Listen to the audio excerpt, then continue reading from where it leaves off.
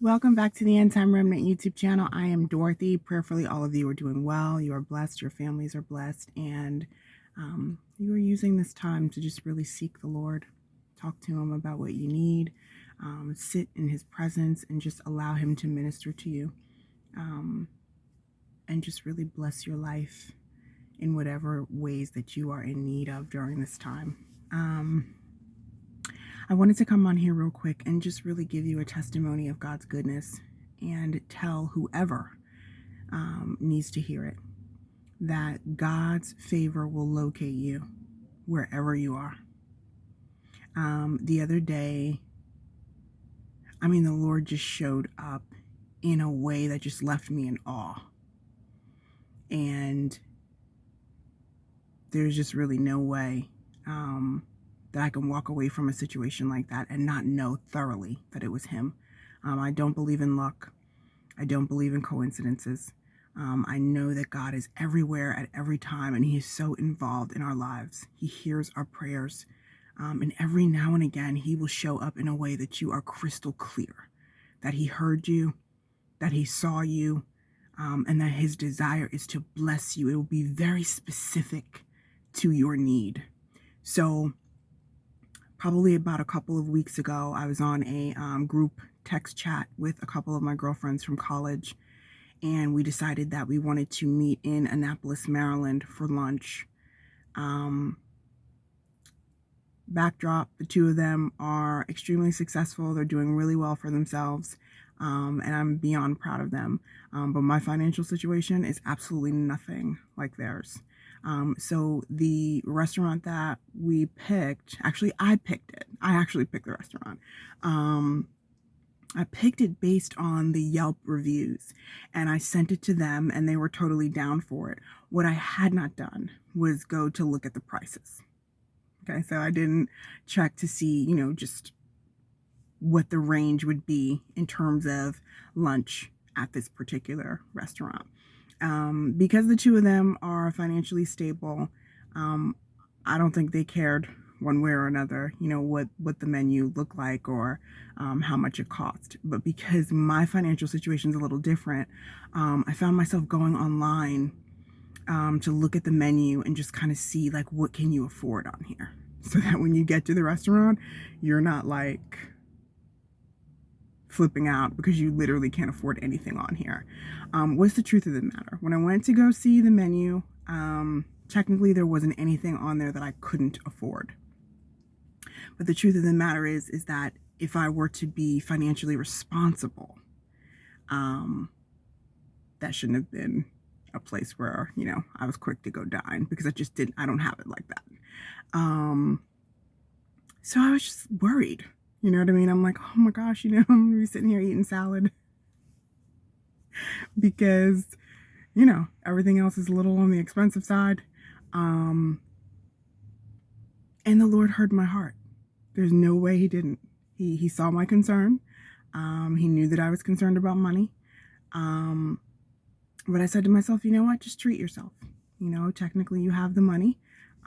So go out with your girls, enjoy your lunch, and purchase, obviously what you can afford. But, if you splurge a little bit, fine.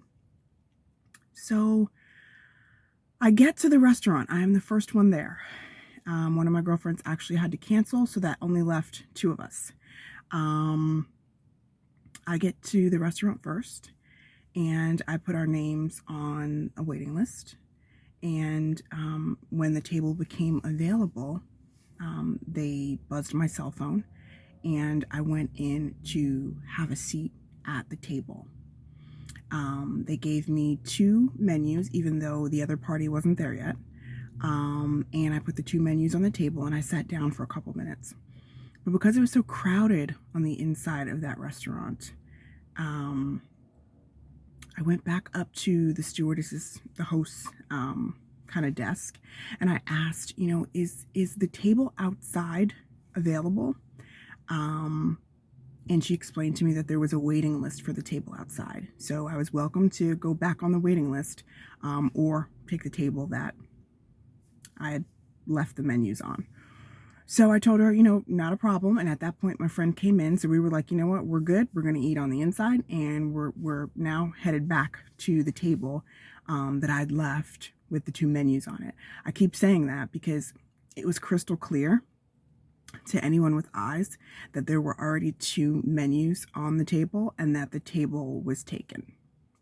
However, as we approach the table, there is an older gentleman sitting at the table. And as we walk up to the table jokingly, he says, "Oh, I was just warming up the seats for you ladies." So we're laughing. We're like, "Oh, no problem." We both sit down. So then he says, "Yeah," he's like, "I'm just gonna have lunch with you guys." So I'm laughing at this point because I'm thinking to myself, he's not serious. Never in my life have I had a perfect stranger settle himself at a table that didn't belong to him and literally say, "I'm going to eat with you guys." We did not know this man. Okay. So my friend and I are, laughing. It's that nervous laughter, like, is he serious? Like, I'm just being honest. I didn't think he was serious at all. Long short of it, he was very serious. Okay, so he sat at the table with my friend and I. He continued to chat us up for the next half hour, 40 minutes. And he was just amazing. An amazing human being that I had the opportunity to meet. Time and space were in the same time, in the same place at the same time. And he literally was just opening up to my friend and I, talking about his entire life story. He was an older gentleman. I want to say he said he was about 76 years old. He talked to us about his life, his career, his family, his travels. It was just beautiful. But I must be honest with you. During the first 5 minutes, my flesh I was literally thinking to myself, Lord, where do they do this at? Like, who just sits down at someone else's table and starts running their mouth about, "Hey, how y'all doing? Like, we don't know you." But just then I started to think to myself, ultimately following Christ is an everyday thing. It's an all day, everyday thing, right? And ministry is about so much more than being in a church building or quoting scriptures to people, right?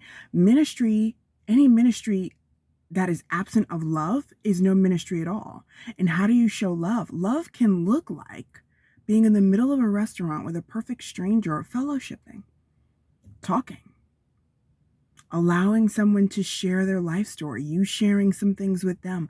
That's what it can look like. And this is what Jesus did. He talked to strangers. He talked to people who didn't know him, and he got to know them. And I thoroughly enjoyed that perfect stranger. But here was the icing on the cake. As we're eating, and my friend and I are ordering up lunch, I ordered exactly what I wanted. I didn't even think to be like, "Oh, you can't afford that." I ordered what I wanted. Okay. All of a sudden, this man says, "You know what?" He says to our waiter, "I've got them. I got them. Whatever they order and whatever drinks they order, whatever food and drinks they order," he was like, "I got it. Put it on my tab." And we both were like, "Oh, no, sir. You don't have to do anything like that." And he was adamant about paying for our food and drinks. Perfect stranger, right? Having sat there for about 35, 40 minutes talking to us, didn't count it robbery to pay for our food. And that food was not cheap. Nothing about that restaurant was cheap. Okay. Why am I sharing this story? Because I walked away with a lesson that I want to share with you, which is this: the favor of God will locate you wherever you are. And God can use a perfect stranger to bless you in the most beautiful and personal way. My friend didn't know my financial situation. And she didn't know that I was stressing a little bit about how expensive that restaurant was. But God knew. God knew. So the gentleman paid for our food. We thanked him. We couldn't thank him enough. And I just thought to myself, you know what? God shows up in the strangest ways, but he will do it. Nothing is impossible for him at all. So I had lunch. I had exactly what I wanted to have off of the menu, and I did not pay a penny. My lunch was free. And I had the opportunity to sit and talk with an older gentleman and just literally hear the wisdom of being older and the wisdom of having lived 76 years. He was warm. He was friendly. He had my friend and I in stitches. He was hilarious. And clearly he's a local because a lot of the people in there knew him. He talked about the business that he owned. He talked about being retired. He talked about his children and his grandchildren. He showed us pictures of his family. He talked about being a local. And interestingly enough, my friend and I are both from New Jersey. And the topic of New Jersey came up, and he was like, "Are you kidding me?" He was like, "I used to live in New Jersey." And we were like, "What part?" And he was like, "Oh, I went to high school in Cinnaminson." Now, we didn't live anywhere near Cinnaminson, but we're very familiar with where Cinnaminson is. It's more southern Jersey. And so we just laughed hysterically at how much of a small world it is. We're all talking about New Jersey and Italian food in New Jersey and, different cities in New Jersey. It was just, when I left there, I just said, "Thank you, Lord. Thank you for literally hearing the cries of my heart. Thank you for reminding me that in you, I don't have to worry about anything. Worry is not my portion," right? And literally that is Bible. The Bible says, "Be anxious for nothing, but with prayer and supplication, make your requests known," right? God knew that I was fretting a little bit about my financial situation. I really wanted to meet up with my girls. My financial situation is way different from theirs right now. But I didn't want to miss an opportunity to fellowship with them and catch up with them. And instead of turning it down and being like, no, I can't make it, I decided to go. But yeah, my bank account been looking a little funny. And it was almost as though God was saying, "Listen, I am your bank account. I am your bank account, and I can use anybody to help you." We read the Bible and we see how God provided, right? Manna that came from the sky and birds that brought the prophet food during a famine. And, a lot of people love to make it seem like the Bible is just a book filled with fairy tales. But that same God who provided for those people back then through flat out miracles is the same God who will provide for us now through the same types of miracles. So I share this with you guys because I don't know who's watching who is in need of an outright miracle. You just ain't got it. Right now, you don't have it. Financially, you don't have it. But that don't mean God will not see to it that you have it. That doesn't mean that God won't see to it that you get the resources you need in order to get what it is that you want. When you have the favor of God, that's all you need. That's all you need. When the favor of God rests upon you, that's all you need. That's it. So be encouraged. I don't know who you are and I don't know your specific situation. I don't know the miracles that you need right now.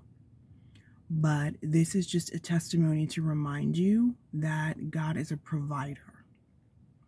right? My testimony today is just a simple story of God providing a free meal. But it's so much bigger than that. The principle of relying on Him and not worrying and not being anxious and trusting that He will provide. He knows what you need. More than anything, He knows what you need, and His eyes are on you. I walked away from this situation knowing that He hears me, He sees me, His eyes are on me, and that I matter to Him. He sees my situation. That's what this all meant to me. I see you. And I can show up wherever you are and work things out to your favor because of the love that I have for you. So trust Him, believe Him, wait on Him. And yeah, that's really all I wanted to share with you. Be blessed, and I will see you next time.